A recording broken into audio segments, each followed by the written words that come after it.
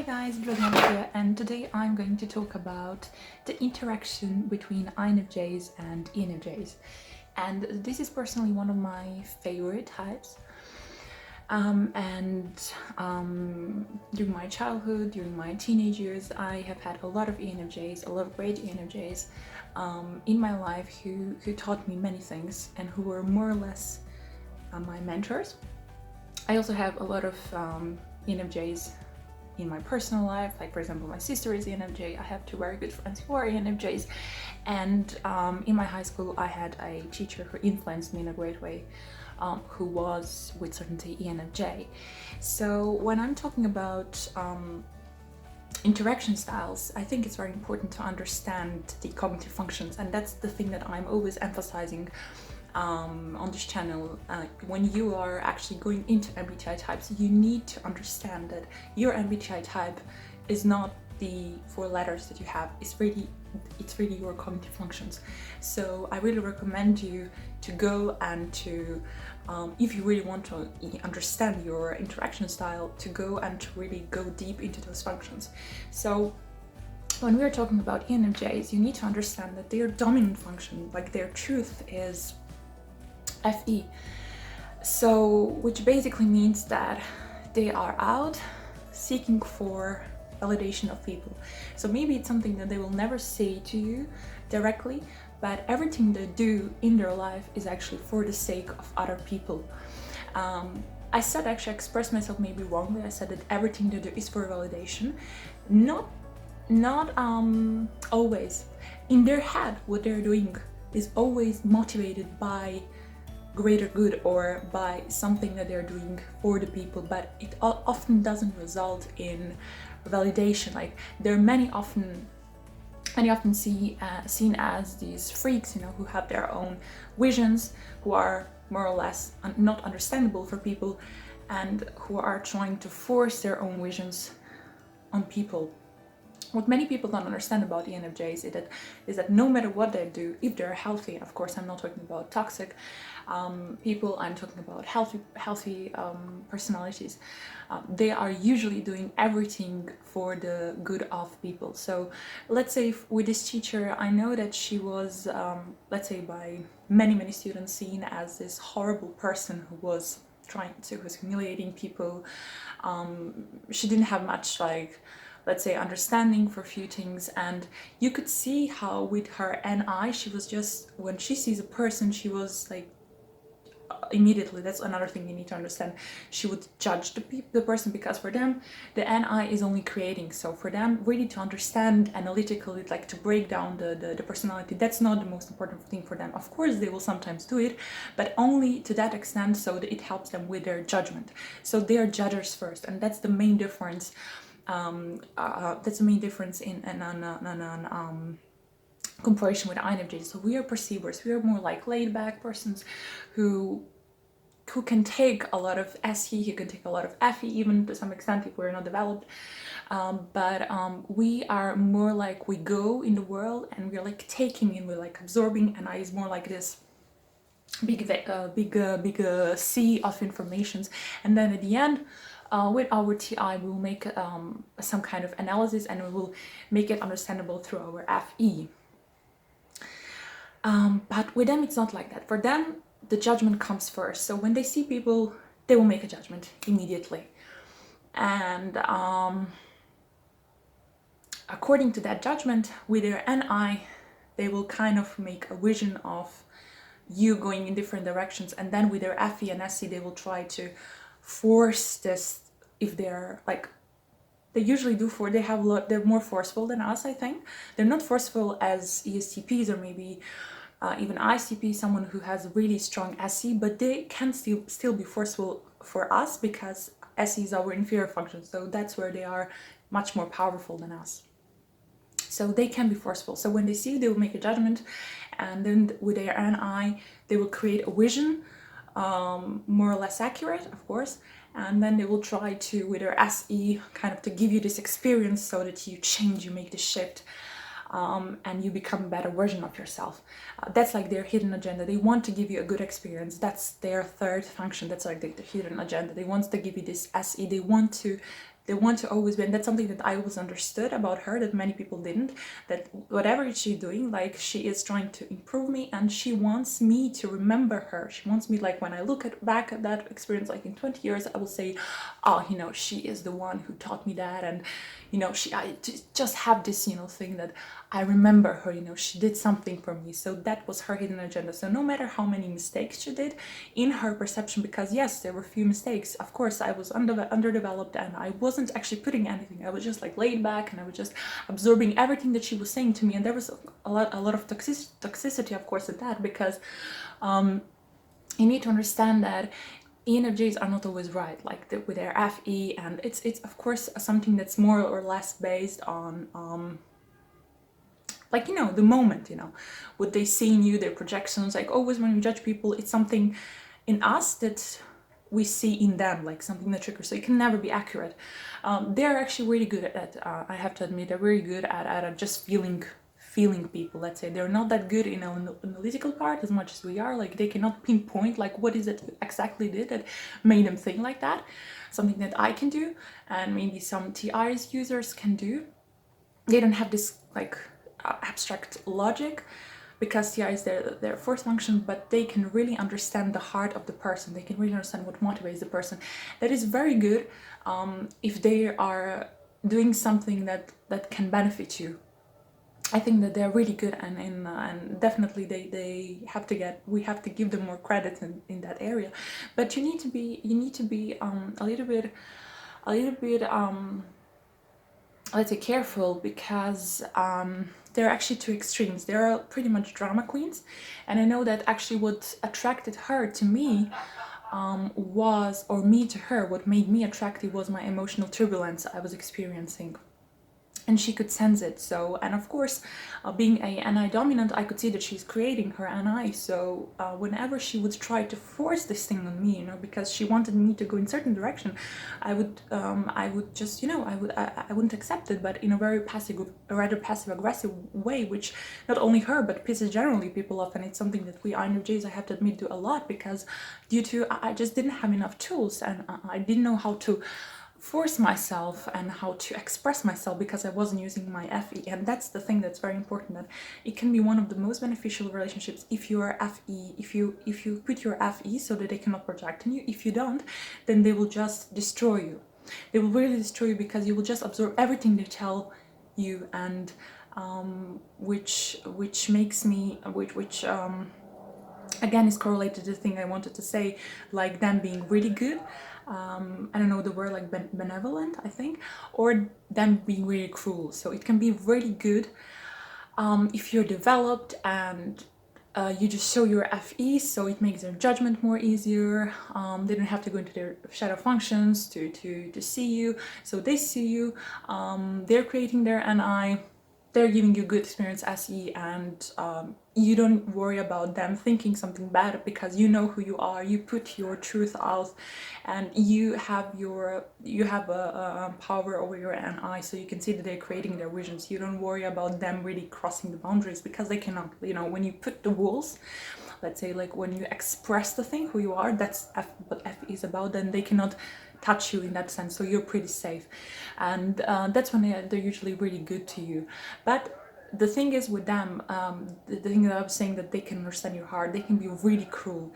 Because for example, when ESTJs or ENTJs with their TE, or even INFJs with their tertiary TI, which is very which has this childish logic, really like a sword logic, like we're really good at criticizing people, because we see analytically what is it they're doing wrong, unlike us, who are more like when we're criticizing people more like on an analytical spectrum. They are really going to your heart, like what they say, they see what motivates you. Like at that time, I know I had problems with my grades, not problems, but that was very important for me, so that she could see it, she could sense it. For me, it's also important to get this validation. I'm comparing to other people, so she would really do that. Like that's the thing, like break you to make you she would really attack me in this like she would give me bad notes, she would compare me with our students, she would say how terrible, like how I'm much worse than them, you know. She would, but at the end, of course, when I remember now, although she did it in a very hurtful way, and at that time it was hard for me, but I still got a lesson. It doesn't justify what she did, I have to say. Like, they can be really cruel, and just doing that to a child, and I was not the only person, like she was doing that with everyone, but you know, in that like very crucial circumstances, I did learn this lesson. I did learn, okay, this is not that bad. Actually, that's not so important to me. I have my visions. I'm actually not that dependent on people. So at the end, she did, you know, really what she did. I did learn something from that. Now, did she have a right to do it? Of course not. They will just give themselves right. They have this super ego ESTJ who are like whipping people and saying like, you will do this. I'm your master, you have to listen to me. And it was of course triggering my ICJ ego,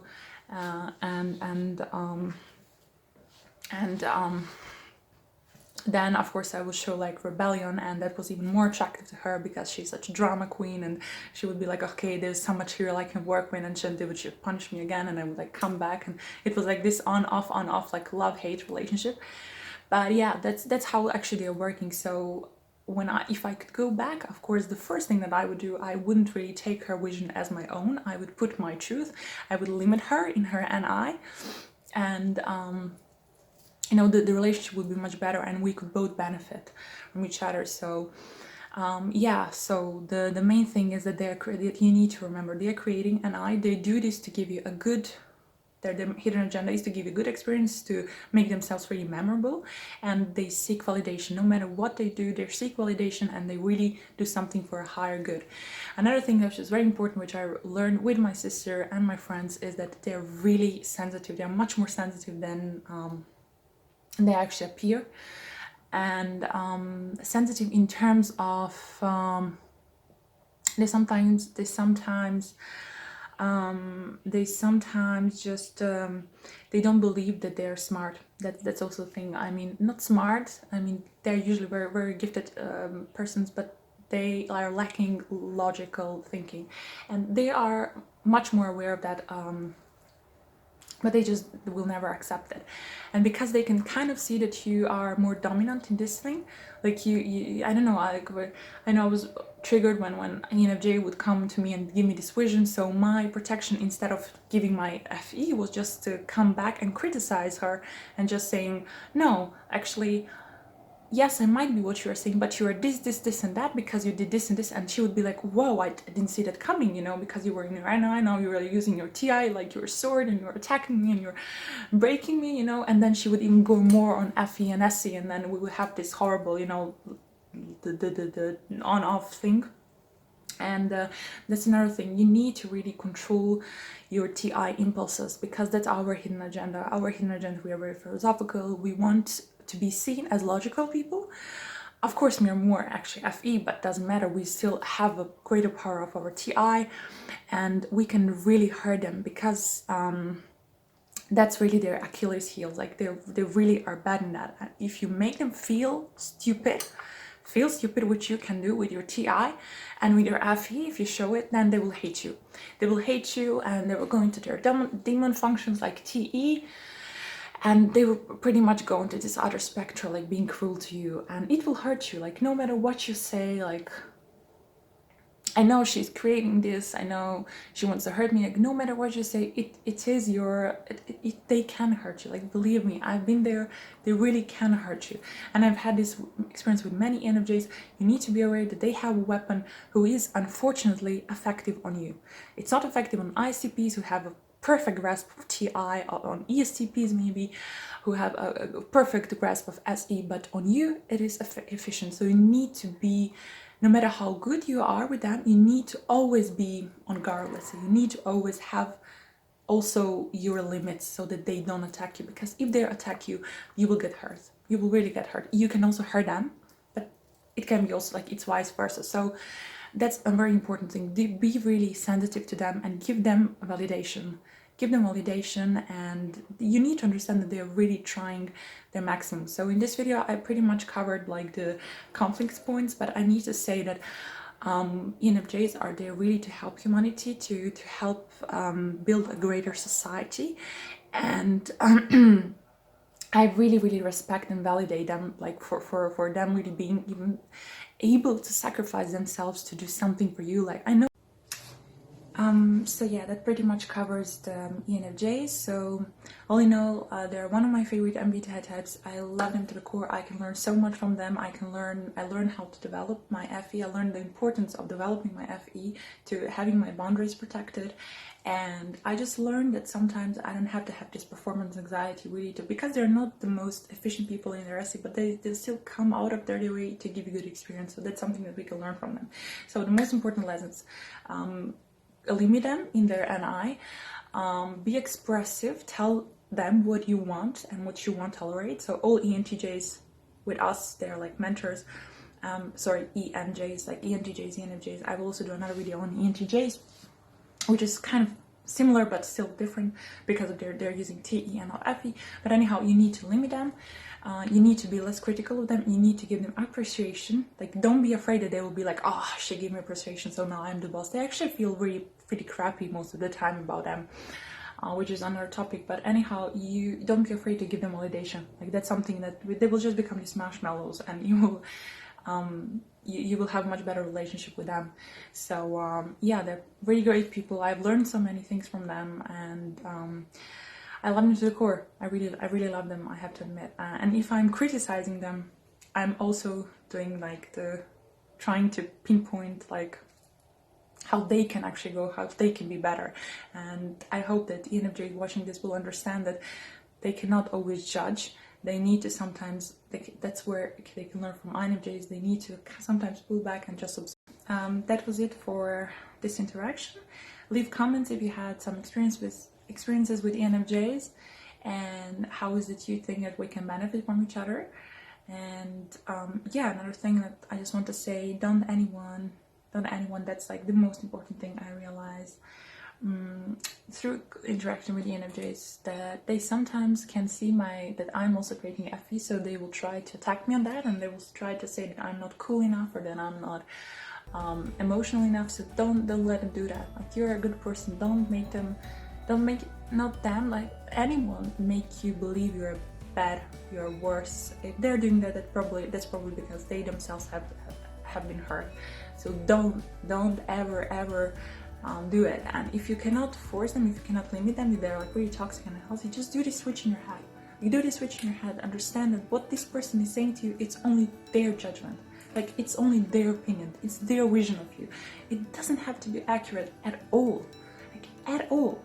So of course you're not sure, they cannot know you, you know. So don't believe in everything that's being said to you, please. That's very important to understand. You're a good person. Don't let anyone cross your boundaries. Thank you very much. Thank you for watching me. Leave comments, like this video if you enjoyed it, subscribe, and I will see you in my next video. Wish you a great day.